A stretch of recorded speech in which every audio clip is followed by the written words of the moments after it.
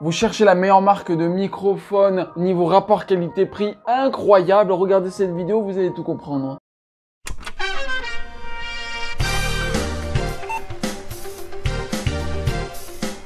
Bonjour à tous, c'est Martin d'Hardware PC, j'espère que vous allez bien. Moi ça va plutôt bien et je suis même plutôt content de faire cette vidéo. On parle souvent de micro Blue Yeti, microphone Audio Technica, microphone HyperX, microphone de la marque Shure. Mais en vrai je suis littéralement bluffé par la marque Fifine. J'ai découvert la marque Fifine grâce à Discover ID qui avait fait une vidéo sur plusieurs microphones à bas prix. Et celui que je vais vous montrer m'avait clairement marqué de fou. Et je l'ai beaucoup utilisé pour les voix off. Mesdames et messieurs, le Fifine K669.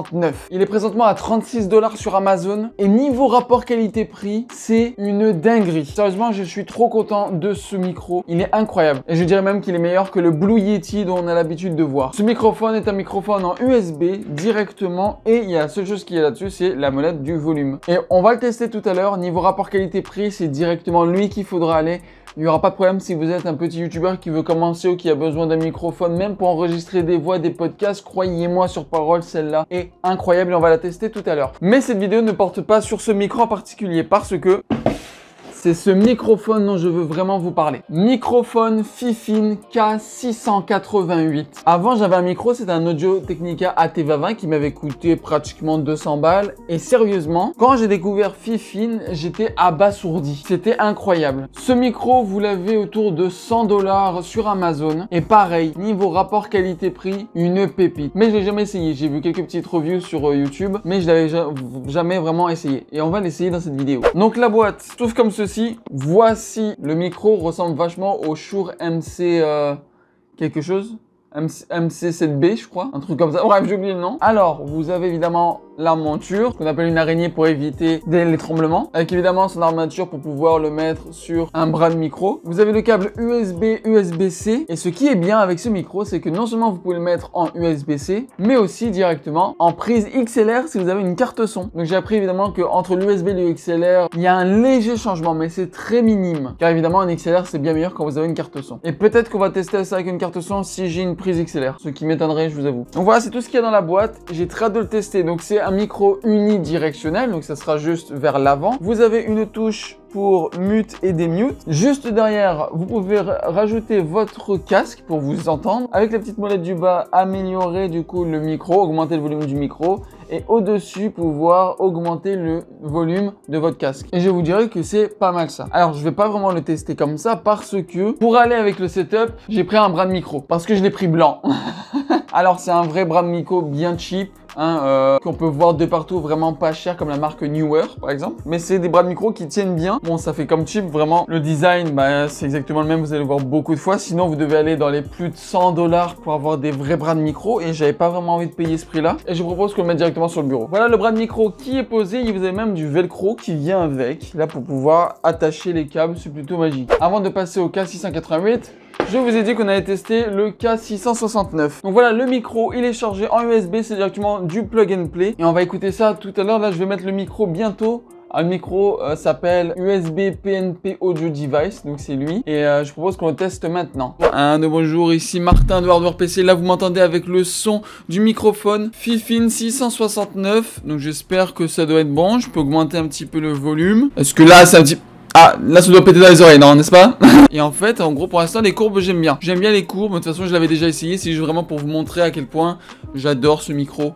Et que pour 35 $, c'est là où il faut aller directement. Franchement, le son, rien à redire, c'est incroyable. Moi, personnellement, c'est vraiment le must pour ceux qui n'ont pas beaucoup d'argent pour avoir un bon micro. Fifine, c'est une marque sûre à 100%. Mais maintenant, on va tester l'autre micro. Évidemment, dans le micro, je change aucun paramètre. C'est évidemment le son brut qui sort. Toujours pas de logiciel à installer, c'est vraiment du plug and play. Voilà, ce microphone s'appelle microphone Fifine microphone. On va le mettre, on va le tester. Déjà, je le trouve très élégant. Il ressemble vachement au Shure MC7B. Je sais toujours pas le dire. Je suis désolé, j'arrive toujours pas à le dire. Ok, écoutez, on va le tester. Et voilà le son du Fifine K688. Alors, je sais pas du tout. On va entendre ça tout à l'heure. Alors là, je vois avec le gain, j'ai mis le volume du microphone à fond et c'est pas vraiment, comment dirais-je, les genres de diagrammes qu'il y a sont pas vraiment hautes, donc je ne sais pas si au bout d'un moment il va falloir que je change dans les paramètres. Tous là c'est bon, je vais les mettre proche quand même parce que c'est important.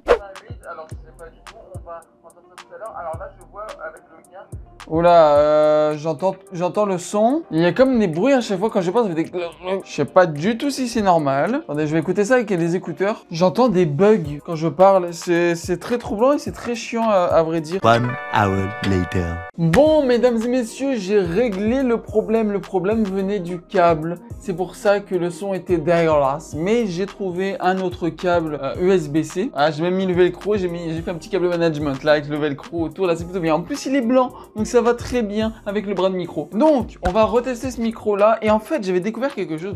Directement, quand vous mettez des écouteurs dans le micro, directement, vous vous entendez parler. Directement, vous vous entendez parler. Et ça, c'est trop bien. Parce que, alors, moi, j'aime pas trop m'entendre parler parce que dans l'ancien micro que j'avais, c'était le Audio Technica AT2020 et le problème c'est que quand je m'entendais, il y avait une légère latence. Enfin, quand je faisais A, ça prenait un petit moment avant qu'on entende le A. Alors que là, c'est instantané, on entend directement. Donc je vais vous le faire tester maintenant. Et genre là, c'est super drôle parce que je m'entends, mais c'est direct. Il y a pas à attendre, c'est direct. Et voilà, là vous entendez le son du Fifine K688 et franchement, ça fait très radio, ça fait très podcast. Alors, je ne sais pas pourquoi, mais le on les entend bien. Ils sont pas vraiment bien.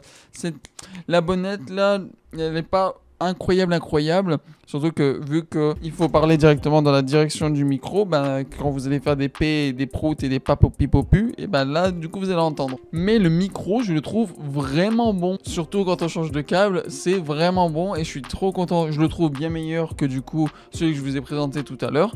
Parce qu'en même temps, celui-là, il vaut presque 3 fois le prix. Donc voilà, là, c'est à fond. Je m'entends bien. Vous, évidemment, vous entendez vraiment fort, mais ce n'est pas non plus désagréable. Alors, premier point négatif, c'est surtout les Voilà, on entend bien que la bonnette n'est pas non plus incroyable, mais aussi, vous entendez le bruit de fond et on l'entend bien. Après, moi, sérieusement, j'ai quand même un peu de bruit. Mon ordinateur fait du bruit, j'ai mon aquarium qui fait du bruit. Du coup, on entend quand même les bruits de fond. Donc, quand vous streamez ou même quand vous faites des vidéos, ben, du coup, vous pouvez modifier un petit peu la réduction de bruit directement. Mais c'est dommage que ça le fait pas. Il n'y a pas une grosse réduction de bruit. La seule réduction de bruit que vous aurez, c'est en le baissant. Voilà, par exemple, là, si vous baissez le micro, là, j'imagine que vous entendez plus l'arrière-plan, mais du coup, vous m'entendez un petit peu moins.